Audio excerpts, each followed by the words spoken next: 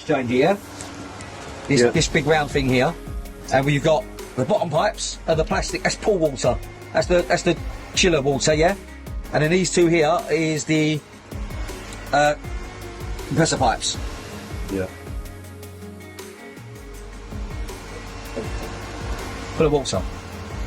Yeah, So all of that is so all the gases come out and yes, it's all just, the gases come out. just water. Yes.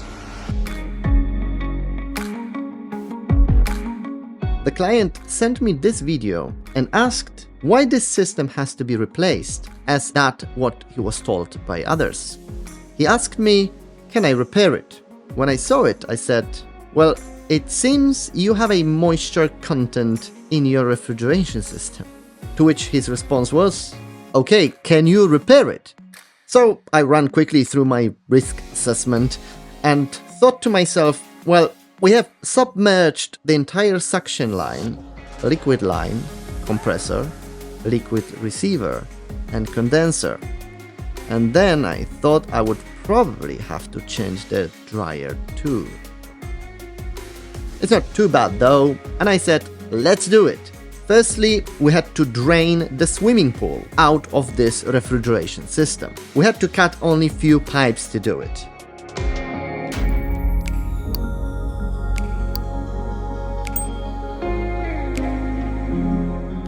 Then we had to replace the evaporator, filter dryer, and unfortunately the compressor. We did try to run it on the original compressor, but it refused.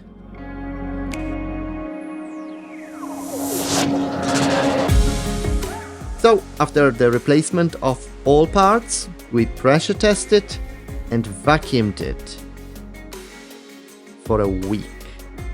The vacuum oil became quickly a nice butter. However, we managed to achieve 1.8 torr after 10 liters of vacuum pump oil. Not that was a joke, it was only 7 liters. Then we charged the system with the new refrigerant, we ran it, and it works.